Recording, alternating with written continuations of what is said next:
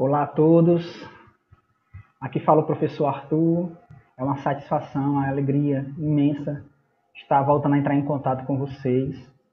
Infelizmente, por via virtual, né, por via gravação, é a maneira como nós conseguimos no momento, mas com o mesmo amor e carinho que nós sentimos por vocês, nós estamos aqui de volta com as nossas aulas de geografia. Afinal, nós temos que continuar a nossa caminhada, colocar os nossos pés na estrada, ainda que virtual, mas continuar a estudar, pois nós temos um ano que continua pela frente, e eu espero que cada um de vocês, que a família de vocês, queridos alunos aí do 7º ano, estejam bem, estejam tudo em paz com vocês, e se Deus quiser, o quanto antes possível nós voltaremos a ter as nossas aulas presenciais. Tamo junto aí, conta com a gente e vamos retomar o nosso conteúdo. Queria convidar vocês, então, a pegar o material de vocês. Vocês têm que preparar a mente de vocês como se vocês estivessem, nesse momento, indo para a aula presencial, acordando de manhã, normalmente, nas terças e nas quintas, em que nós tínhamos os nossos encontros, né, semanais, e nós vamos enviar para vocês agora 2 aulas. Essa é a primeira parte, o segundo vídeo será a segunda parte. Então pense assim, pense que esse vídeo aqui é a sua aula da terça-feira, que você tinha habitualmente, né, de geografia, e o outro vídeo, pense que é a sua aula da quinta-feira, certo? Os vídeos serão reduzidos de 20 a 25 minutos, mas serão vídeos com aulas, conteúdos, naturalmente, como se você estivesse na escola. Tudo bem? Pois beleza. Nesses 2 vídeos desta semana, os 2 vídeos que serão enviados para vocês nessa semana de geografia, serão 2 vídeos que vão ter o objetivo de revisar o conteúdo que foi dado da primeira aula do ano até a última aula antes da nossa quarentena. Tudo bem? Pois nesses 2 vídeos nós vamos fazer revisão. Como serão essas revisões? Eu vou dar esse conteúdo para vocês e eu peço que vocês peguem um caderno de vocês, abram na matéria de geografia. Se não tiver a matéria de geografia, cria uma matéria de geografia nova, não tem problema. Você vai colocar a matéria em cima, o conteúdo abaixo do nome de geografia, e no cantinho você vai colocar a data que você está tendo essa aula, certo? Ao longo da explicação, eu não vou explicar detalhe por detalhe, página por página. Essa é uma tarefa que você tem que ter, você tem que separar na semana alguns dias para estudar cada matéria que você vai passar a ter os vídeos a partir dessa semana, certo? E quando você estiver assistindo essa aula, as primeiras aulas serão gravadas, você, quando sentir a necessidade, pause o vídeo e você revise aquilo que o professor falou. Consulte o seu livro, seja ele o livro físico ou o livro digital. Abra esse livro no capítulo que o professor está apresentando para você e leia o texto na íntegra, ou seja, o texto completamente, tá certo? Tire suas dúvidas, qualquer coisa, entre em contato através da coordenação e nós teremos o maior prazer do mundo em lhe atender, certo? Porque esses vídeos, as aulas são um pouco curtas, como eu falei, 20 a 25 minutos não dá para a gente falar tudo tintim por tintim. O professor vai destacar, o professor vai revisar com você as partes mais importantes que ele considera. Tudo bem? Pois vamos começar. Nesse nosso capítulo 1, nós temos aqui, na tela, tá, para você ver, Brasil, mundo, 2 pontos, um país desenhado por limites e fronteiras. Então, só para a gente localizar onde fica o nosso país em relação ao restante dos países do mundo. Então, temos aqui o mapa, como nós aprendemos no 6º ano, o mapa mundi, o mapa global, né? Para a gente ter a noção dos oceanos, para a gente ter a noção das regiões do planeta todas juntas. E o destaque está para o Brasil, que tem dimensões continentais. Então, a posição do mundo, ou do Brasil, correspondente aos restantes dos países do mundo, né? Na parte sul do planeta. Então, nós temos aqui a localização do nosso país. Passando aqui a página, então nós temos só a localização agora através dos pontos, as linhas imaginárias, né? A linha do Equador que corta aqui a região norte. Abaixo nós temos o Trópico de Capricórnio, que também passa, por exemplo, por São Paulo, tá certo? E aí nós vamos avançando, certo? Aqui os limites norte, sul, né, leste, oeste do nosso país continental, né? A parte leste aqui só destacando para vocês que né, o Oceano Atlântico aqui é o limite, né, natural do nosso país a limite leste.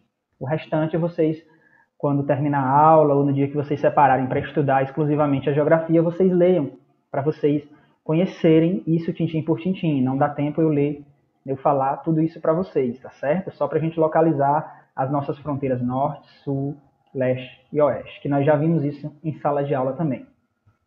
Certo? Então, a formação do nosso país, como era, como ficou, né? Então, essa região, ela foi colonizada, nós estamos aqui na América do Sul, e aí essa parte quase toda, ela foi colonizada pela Espanha, e aqui é a parte que coube a Portugal a sua colonização.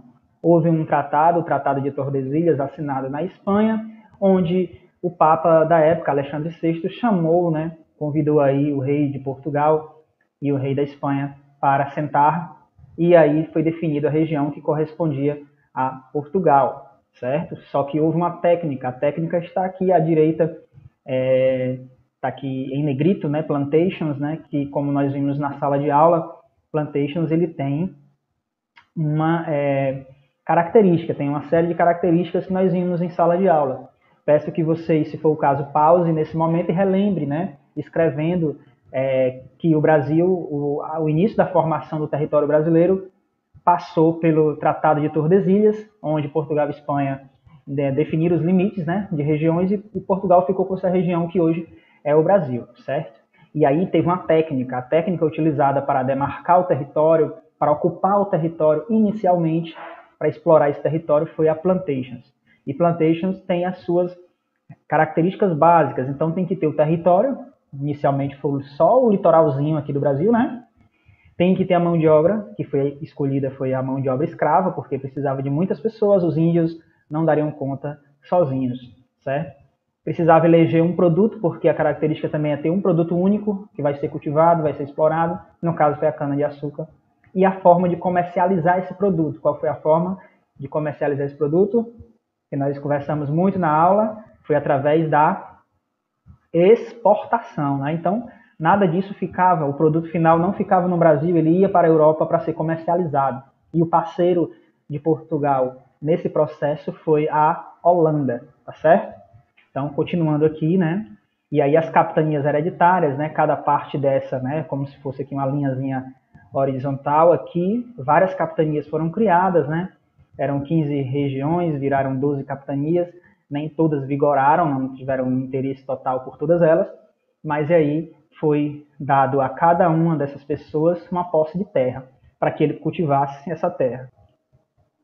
Por exemplo, né, aqui em destaque está a imagem, né, do Forte do Mar, né, em Salvador, que foi uma das primeiras regiões que chegaram, né, aqui os colonizadores para ter acesso. E então, comprovando através dos prédios, né, históricos que tem ao redor do Brasil inteiro, por exemplo, esse Forte do Mar, que quando a pessoa ganhava a posse da terra, ela tinha que produzir na região, habitar a região, proteger a região de possíveis invasores. Então, por isso que algumas cidades do Brasil, ao redor do Brasil, do litoral inteiro, do brasileiro, temos alguns fortes. O forte aqui em Fortaleza, né, Nossa Senhora da Assunção, né, dessa região militar, o Forte dos Reis Magos, em Natal, por exemplo, né, esse aqui o Forte do Mar, em Salvador, e aí vai o Brasil inteiro, certo? A gente está avançando aqui um pouco, vou descer aqui só para mostrar a vocês aqui, é a página 15, temos aqui a questão dos quilombolas. Então, a partir do momento que Portugal, né, e na verdade muitos países colonizadores escolhem uma mão de obra, e essa mão de obra geralmente era escravizada, tirada da África, né, essa população, ela não aceitou tão facilmente assim essa escravidão. Muitos deles se rebelavam, claro que nessa rebelião muitos eram assassinados, né, ou jogados até no mar, eram trazidos em condições absurdas, né, aqui para a América, né, inteira, né, tanto a América do Sul, a América Central e a América do Norte, e acontecia que eles adoeciam nessas embarcações, eles se rebelavam, eles mostravam resistência. Alguns fugiam, conseguiam, né, fugir. E aí, ao fugir, eles entravam, né, mata dentro, iam para longe e formavam comunidades, né, de ex-escravos, né, que estavam, né, tentando sobreviver aí esses ataques, né, essa escravidão, e aí formavam comunidades quilombolas, né, por isso que No Brasil, muito se fala das comunidades quilombolas, porque são comunidades de pessoas que se refugiaram, né, dessa questão desde o período da... Então, para você entender, 3 fases, 3 momentos do período de ocupação e formação do território brasileiro. Então, a gente chega aqui no Brasil, território e economia no século XVII. Então, a produção do espaço, né, a produção e ocupação do espaço territorial brasileiro, ele continua, certo? E agora vai ser o quê? Criação de gado, né? Vai surgir a figura do vaqueiro, vai surgir a figura que o vaqueiro, mais para o sul do país, era chamado naquela época, no século XVII, de bandeirante, né? Então, essas pessoas, elas estavam ocupando a terra agora, não somente com a produção da cana-de-açúcar, mas também com a criação de gado. Isso para uma técnica utilizada para ocupar o interior do país. Então, para recapitular para vocês, vamos analisar algumas fases da ocupação do território brasileiro. Sugiro que você faça isso aí no seu caderno, certo? Que você está aqui para você ver direitinho, né? Então, sugiro que você faça esse controle, faça essa anotação. Ocupação do território brasileiro. Em primeiro momento, o pau-brasil não foi para ocupar o território, mas sim para reconhecer o território, saber o que tinha naquela região. Então, foi achado o pau-brasil e foi levado para a Europa com o objetivo de usar como tintura, né, a tinta Brasil, cor de Brasil, que saía da madeira, e a madeira para construir alguns móveis. Tá? Em segundo lugar, a cana-de-açúcar, essa que foi a produção, foi a atividade comercial mais lucrativa, né? Foi mais lucrativa até do que o ouro, já falei isso em sala de aula. Então, a cana-de-açúcar era para ocupar o território, explorar a terra, né? E, em terceiro lugar, a criação de gado para ocupar o interior. Foi durante a criação de gado que descobriram, por exemplo, o ouro em Minas Gerais. Beleza, pessoal? Seguindo em frente. E aí a criação de gado ocupa o interior, consegue encontrar em algumas regiões, por exemplo, como Minas Gerais, o ouro, né? Começa essa exploração do ouro e aí o Brasil ele começa a se tornar cada vez mais país, até que em 1889 o Brasil vira um país independente de Portugal pelo fato da retirada, né, do imperador do país. E aí o Brasil ele precisa se auto-administrar. Os brasileiros precisam controlar o espaço nacional, o território. E aí vem a questão dos 3 poderes que nós falamos, que nós conhecemos muito bem, né? Então, nós temos o poder executivo, né? Presidente, governador e prefeito, né? Cada um na sua esfera de poder, controla a sua região, né? Com as suas responsabilidades específicas. E o poder legislativo nacional, poder que fiscaliza e faz as leis, né? Nós temos os vereadores, deputado estadual, federal e senadores. E o poder judiciário, que são aqueles mais altos cargos que executam as leis, né? São fiscais da Constituição brasileira. Então, pessoal, agora nós estamos começando o capítulo 2 e, basicamente, nós vamos estudar as regiões brasileiras, né? Então, o IBGE, como você pode ver destacado nessa página, é o órgão que é responsável por ter todos os dados, organizar todos os dados, fazer levantamento dos dados da população brasileira, das regiões brasileiras, né? E disponibilizar para a sociedade em geral através do seu site ou até mesmo da imprensa. Então, a gente já pode ver aqui as 5 regiões brasileiras segundo o IBGE: Norte, Nordeste, Centro-Oeste, Sudeste e região Sul do país. Então, basicamente, essas são as regiões. E nós já vemos aqui embaixo o retrato de, por exemplo, a desigualdade que é tão característica do Brasil, infelizmente. Então, o Brasil, que é gigante, ele também tem uma diferença gigante das suas regiões, as suas localizações. E aí, nesse sentido, pessoal, nós vamos falar agora um pouquinho sobre os domínios morfoclimáticos. Cada uma dessas regiões brasileiras tem as suas características das suas vegetações, certo? Tem uma vegetação característica em cada uma dessas regiões. Então, a gente vai começar aqui o domínio morfoclimático, né, amazônico. Então, na região, nessa seguinte região aqui, ó, Planalto das Guianas, Norte, né, tem a questão da vegetação amazônica, né, que é formada pela floresta equatorial amazônica, clima equatorial, quente e úmido, e relevo formado por terras baixas, né? Então, toda essa característica da vegetação na região amazônica, certo? Vamos passar aqui um pouquinho a região dos cerrados, que é predominante Paraná, Araguaína, Tocantins, São Francisco, a região de São Francisco, né? E aí, o clima é tropical, né? E as estações são bem definidas, inverno seco e verão chuvoso, etc, etc. Então é necessário, citando aqui dois para vocês, dois domínios morfoclimáticos, mas é necessário que você faça a leitura de cada um deles, revisando aqui nesse capítulo 2, tá certo, pessoal? Então, seguindo aqui em frente, porque senão seria muita coisa para ler. Estou só fazendo um resumo básico nesse sentido, certo? E aí a gente chega nas regiões geoeconômicas aqui na página 31, certo? Então, regiões geoeconômicas são apenas 3 nesse sentido, certo? Região amazônica, região nordeste e a região centro-sul, tá? Importante observar isso, ter cuidado, anotar isso, certo? Para não esquecer. Geralmente, muitas pessoas esquecem disso, que é tão simples. As regiões geoeconômicas são 3, né? Bem simples, mas muita gente se esquece. Então, vamos ter cuidado, né? Classificação também a gente pode colocar, por exemplo, numa questão, classificação geoeconômica de Pedro Pinchas, né? Então, esse geógrafo desenvolveu essa teoria de que no Brasil existem 3 grandes regiões geoeconômicas, né? Que são essas 3 destacadas, certo? Passando aqui adiante. O capítulo 2, ele só mostra para nós, resumidamente, as regiões brasileiras e as suas diferenças no sentido da natureza, como nós vimos nos domínios morfoclimáticos. E aí agora nós já vamos passar para o capítulo 3, onde ele vai falar da natureza brasileira, a geologia, o solo e o relevo brasileiro de maneira mais direta. Vale lembrar para vocês que no estudo da geologia a gente está estudando aquilo que forma e que transforma, né, o solo do nosso país, de todas as regiões, é claro, mas nós estamos focando nesse momento no Brasil.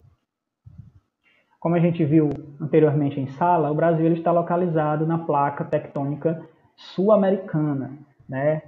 Não passa pelo Brasil, não estamos na frente, né, no nosso Oceano Atlântico, nenhuma placa tectônica que possa oferecer risco ao país de algum abalo sísmico nesse sentido, diretamente, né? Porque nós estamos localizados numa região onde o nosso solo ele está, digamos assim, protegido por estar distante das placas tectônicas, né? Que, por exemplo, o Japão, que passa, né, placa tectônica no meio do seu país e no mar que está à sua frente. Então, no caso do Brasil, não tem essa ocorrência. Então, aí a gente vai começar a observar que o livro traz para a gente algumas características do solo, né, brasileiro nesse sentido, e que, devido às características únicas que tem no território brasileiro, a gente tem algumas riquezas minerais no nosso subsolo.